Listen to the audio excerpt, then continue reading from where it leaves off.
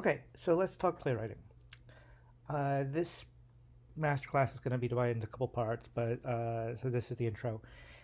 And the first thing about playwriting that's important to remember is that the playwright does not write a play. The job of the playwright is to write the script. And a play is something that is on stage and it's collaborative, it's done with actors, and the playwright is often involved in at least the first production. But it is not your job to write a play. Just like a shipwright's job is not in charge of building a ship.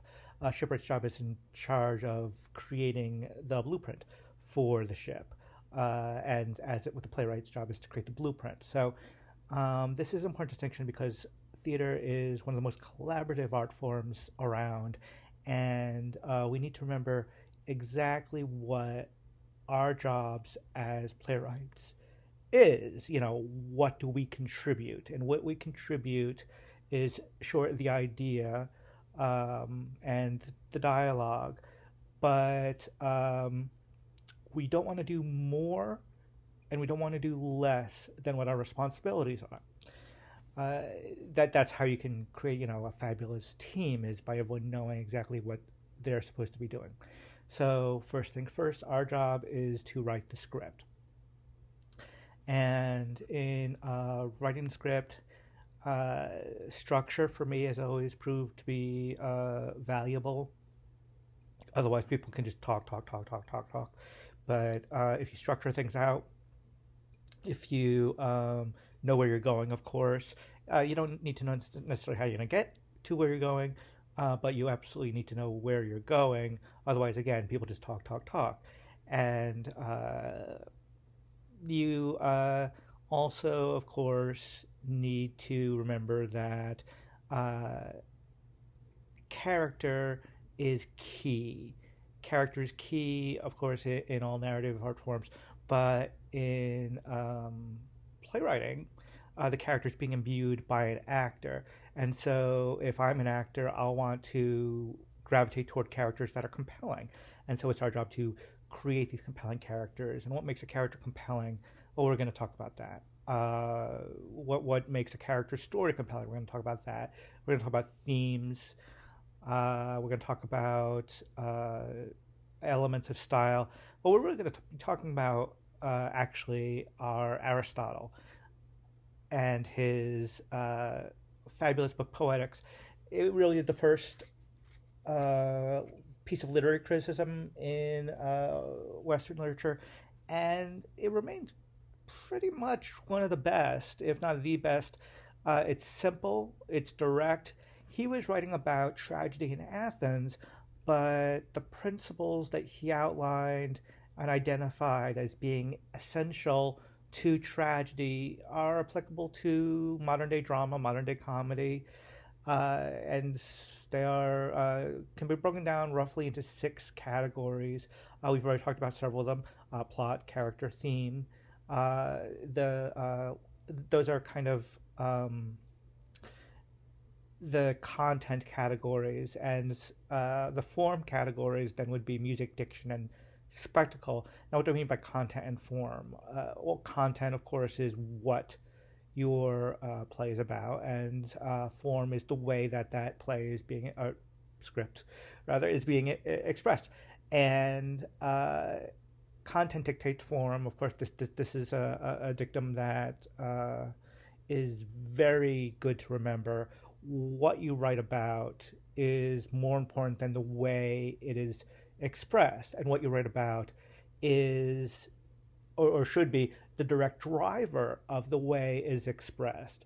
There are subject matters, for example, that lend themselves better to musical theater than others. There have been many, many, many, many, many attempts to turn, say, the superhero narrative into a musical, and they have all failed.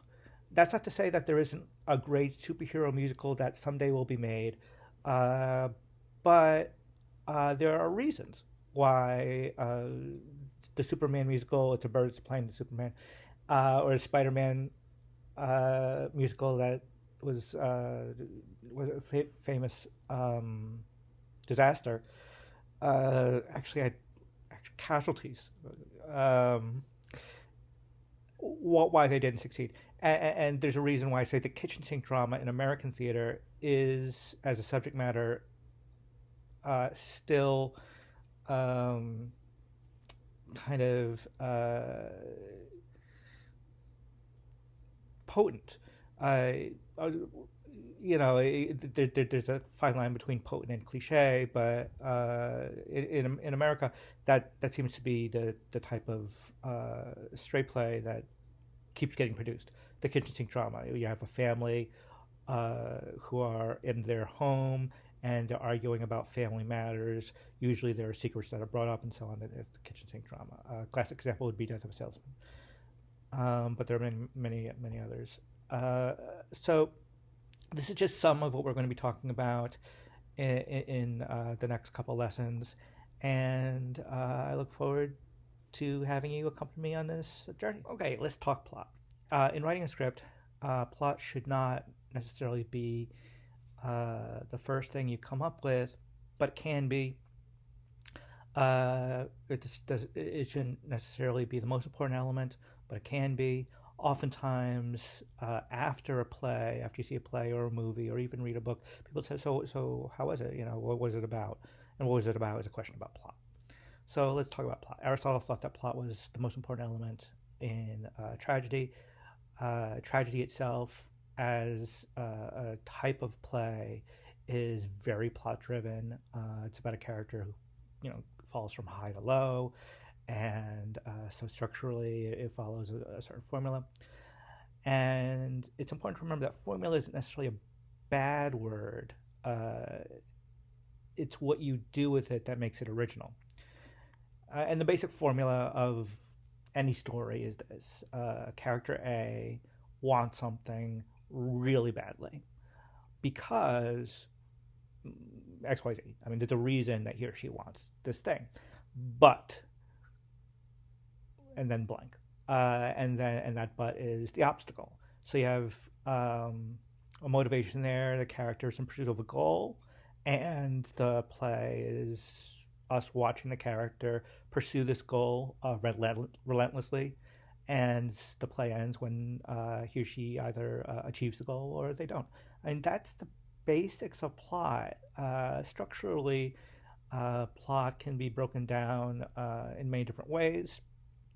In theater, oftentimes you have scenes, whether they be French scenes. A French scene is just where your character enters and exits, or you can have little snippets of scenes which will become more and more popular with the influence of film, where you have a short scene will happen, and then another short scene will happen, and another short scene will happen because the attention spans are shortening.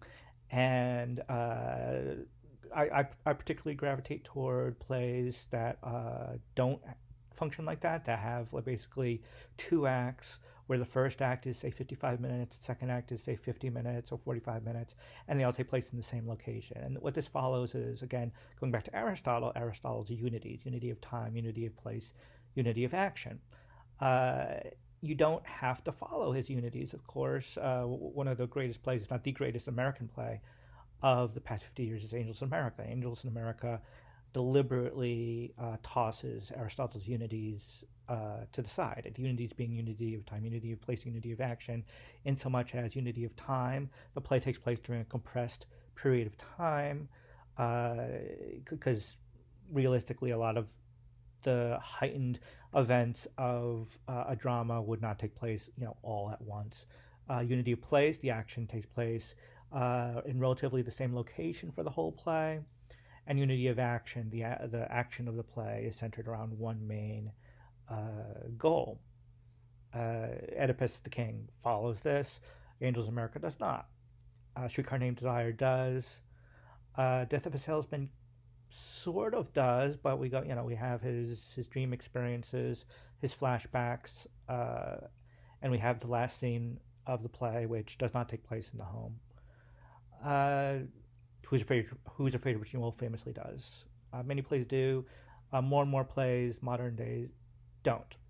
Again, This is we're talking about form here as to whether or not it does, and form follows content. So if the content demands that the play take place in one location, then it should. If the content demands that it take place, in lots of different places, then that's what it should do. You should always listen to the script, listen to the play, listen to the idea, listen to the characters. The play needs to go where the play needs to go. Plot, of course, does not have to be linear. In theater, there are some brilliant plays that are completely nonlinear. Uh, let's see. One that comes to mind that I really enjoy is The Marriage of Bet and Boo by Christopher Durang. And it has a narrator looking back. It kind of follows the same structure as Glass Menagerie, where you have a narrator looking back. And so the chronology is a little rough. Glass Menagerie is a little bit more traditional than Marriage of Bet and Boo, which is an absurdist play. All these plays I mentioned, by the way, and everything I'm talking about here is my own personal take on all of this. I really don't intend any of this to be prescriptive. Do what works best for you. You should start. We all write as imitators first before we find our own voice. Find what you like and write like that. One great exercise to understand dialogue, for example, is find a playwright who you think does really great dialogue. In the 70s and 80s, a lot of people were imitating David Mamet, for example. And so one exercise you could do is, in the 70s and 80s, maybe not so much anymore, is write out a scene of David from a play, like Sexual Perversity in Chicago. Actually type out yourself that script, and you'll get an ear for the music that he's using. The music, we're going to talk about, diction and music in language in a little bit, but that could be really helpful. But I'm already going off topic. So because plot really comes from character, and character is what I want to talk more about, especially when it comes to playwriting. So let's talk about character. All right, so character. Character is the lifeblood of any narrative. Character is who we care about. Now, who we care about does not necessarily mean that the character needs to be sympathetic. There are some great plays that have really, truly despicable people at their center. Richard III by William Shakespeare, for example. None of us hopefully don't sympathize with Richard III, but he is a wonderful character. Sweeney Todd, great character, a bit of a challenge to sympathize with. But what makes those characters pop, there is something that is not entirely lacking in humanity about them. Sweeney Todd, for example, he is heartbroken. He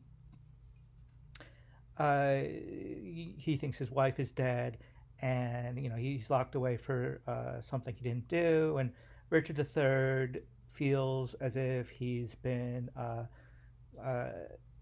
cursed by nature, and who among us hasn't felt a little bit like the universe has turned against us? And so he lashes out, and Sweeney Todd lashes out, and this speaks to us, to our primal natures. So don't concern yourself necessarily with whether or not your character is like a good guy or a good girl, because first of all, that's not your job to determine that. And if you ask any actor, they also will not say, oh, am I playing a villain or a hero? They'll wonder, okay, my character is the hero of their own story, even if the character is like, just in one scene of the play, because each character should be motivated. Each character should have something that drives them. Every character, even the smallest character.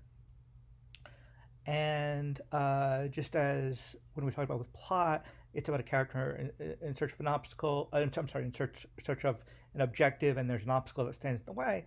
Every scene needs to have that as well, and at the heart of that is the character. We need to see them in pursuit of something, or if they're not in pursuit of something, there has to be a reason. Like there has to be some kind of character flaw. Hamartia is the Greek word for it.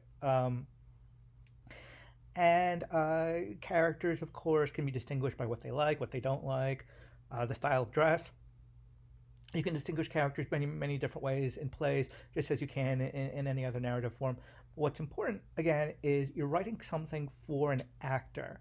So ask yourself when you're creating a character, is this something that an actor would be would want to play? Are these this range of emotions, these actions that the character takes? Are they interesting for an actor? And just as a side note here, as a playwright, you should familiarize yourself with acting.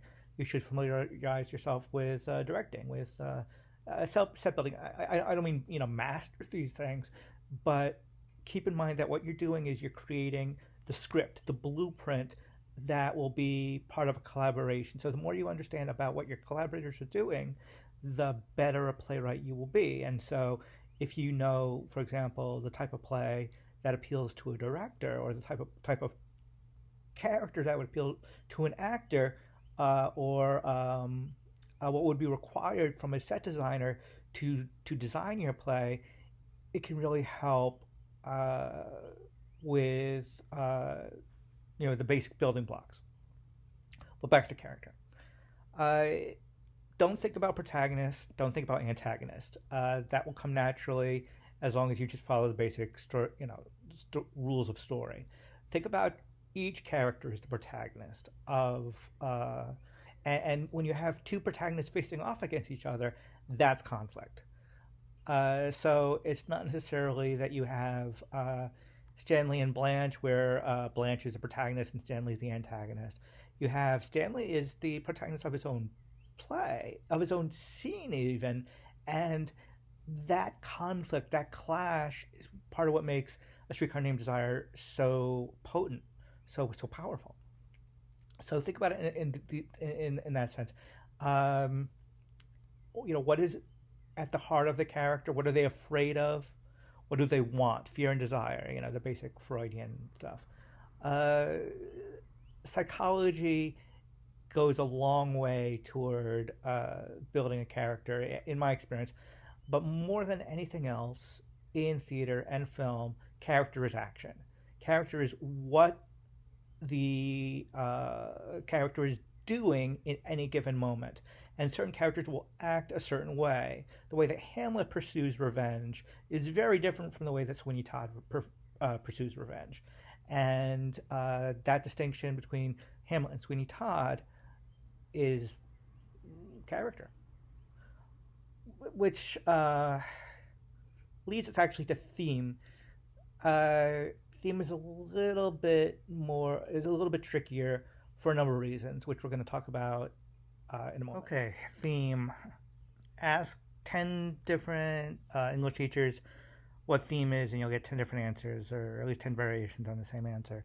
But we're not talking about theme from a instructional point of view or from a pedagogical point of view. We're talking about theme from a creative point of view.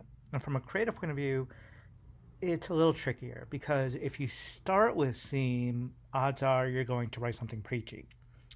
You have to be a dramatist of considerable skill to be able to write a thematically centered play without being didactic. Even Ibsen, one of the greatest playwrights of all time, oftentimes his plays delve a little bit into preachy territory. So how can you have a resonant theme without hitting the audience over the head? Well, a lot of it will come just naturally from the characters and the plot. And from this, I'm going to draw from a great book called The Art of Playwriting by a Hungarian theorist, Lajos Egri. And he looked at theme as dialectic. Blank leads to blank. And this is what I like to look at theme also from a creative point of view, because it can be very helpful because you already have actually come up with the theme when you've come up with the characters and the plot. Blank leads to blank. Well, you know what the end of the play is, and you know what the character did to get to that end of the play. And you know this from understanding who your characters are. And so you already pretty much have come up with your theme. For example, in if you were to come up with the story of a young man who is brash, falls in love easily, and falls in love at first sight easily, and falls in love, in fact, with the daughter of a rival. And because of this love and because of this brash nature that he has, he acts quickly, perhaps too quickly. One might even say he's reckless. And it is this recklessness that is his downfall, essentially. So Romeo and Juliet would be, recklessness leads to self-destruction. It's always good in defining your theme to be specific. And it's always good in defining your theme to not define your theme until you're done with the first draft. In my experience, at least, when you're writing your first draft, you're discovering what it is you're writing. No matter how much prep work you do, the actual writing of the first draft is one of discovery, or at least should be. That's part of the fun of it. Is this curiosity that you have about the project, about the characters, that you are satisfying. And once you finish that, then you can look back and say, okay, now what did I just write? What am I trying to say? And there you can find theme. There you can find what you're talking about. And perhaps when you're rewriting, theme can become useful because you can then kind of cut away some of what becomes more and more apparently extraneous. But aside from that, theme is something that is just a natural byproduct of character and plot. And I really, really, really do encourage you, especially before your first draft, to concentrate more on character and plot. Theme will take care of itself. Theme is just about connecting dots and establishing a pattern, and we do that naturally.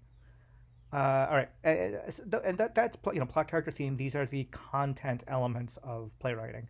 But now we're going to delve into music, diction, and spectacle, the form elements of playwriting, where what you write actually is expressed in a very specific way. And we're going to start with music. Well, and I know what you're thinking, but you're not writing a musical. If you're not writing a musical, then how is music applicable to your play? But actually, it's extremely applicable, as we'll talk about. Okay, now we're going to talk about music. And again, by music, I don't necessarily mean music, although you can have and probably should have some element of music in a straight play. You'd be surprised if you look at the number of great straight plays, dramas, comedies throughout the years, how many of them incorporate music, whether it be singing of songs, playing of instruments. You got to remember that the theater is an immersive experience, and going to the theater is not only visually stimulating, but it's an auditory experience. So you want to provide the audience with as immersive experience as possible, and you can do this through having characters sing and play instruments and so on, as I just said. But music doesn't just apply or imply actual instrumentation. It also can be the music of language, and often is the music of language. I referred back in a previous lesson to David Mamet, and one of the characteristics of especially earlier Mamet plays are just how rhythmic his dialogue is. Think about Harold Pinter. Harold Pinter's plays are incredibly rhythmic as well. The famous Pinter pause where the pauses that characters take have their own weight and affect the rhythm of the piece. And so you have writers who will, in interviews, admit to writing with a metronome. Metronome, just helps keep the beat because the rhythm of language in just everyday speech is important. And not only can it indicate character, but it can actually indicate the pace that you want the show to be. So remember how we talked about how content dictates form? Well, think about this in terms of character. How does a character speak? And I don't mean the words that the character chooses. That's next chapter with diction. I mean, how does the character speak? Do they speak in constant run-on sentences? Do they speak in fragments? Are they fragmentary thought processes made vocal? All of this is great ways to reveal character. When you have lots of characters in an argument, that can create rhythm and pace too. And importantly, you want to vary up the rhythm too. You don't want to have one specific rhythm throughout a whole piece, especially if it's a longer piece. Think of a symphony, especially if you're thinking about writing a longer play, say a full-length play. Think about a symphony. Symphonies vary the rhythm, they vary the instrumentation. You want to think about that when you think about the plays. Think about, what if this character were an instrument? What instrument would they be? Would it be the oboe? Would they be a violin? And you can write accordingly. These are just lots of different ways that you can make your plays more musical and just add more dimensionality to the script, to what you're writing, and ultimately to the play that will be produced. Okay, so that's music. Now, we talked about diction briefly. We're going to talk a lot more about diction next. Diction. And by diction, I don't mean pronunciation. I mean the word choice, the choice of words you use to convey character. Diction can be one of the single most powerful tools a writer can use to indicate character. The characters speak in high diction, middle diction, or low diction. Those are generally the three different types of diction.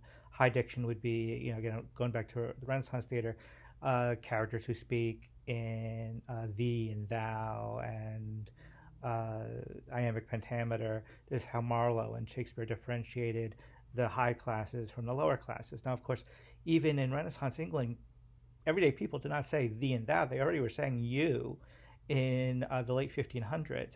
But by having them say thee and thou, it was a callback to a formalized form of speech. And we can do this, of course, in our own plays. If you have a character who's a professor, for example, you may want to have the character speak in, polysyllabic words to indicate intelligence. You don't want to have a character ever say, I'm a professor. You want to have the character be revealed through action. And action includes dialogue, includes word choice.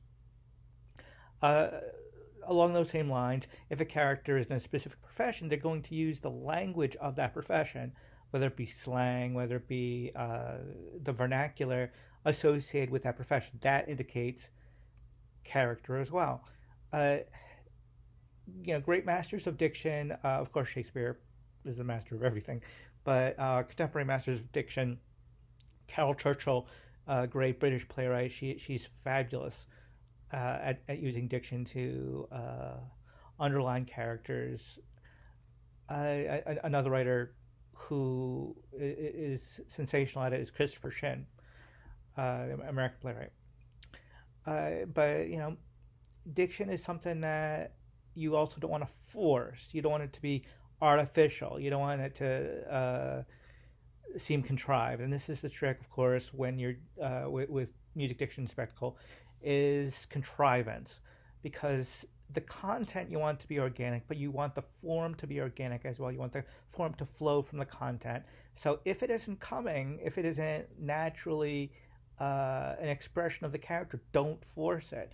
Not every professor speaks in polysyllabic words, and in fact, it might be interesting to have someone who is an intellectual speak in an unintellectually.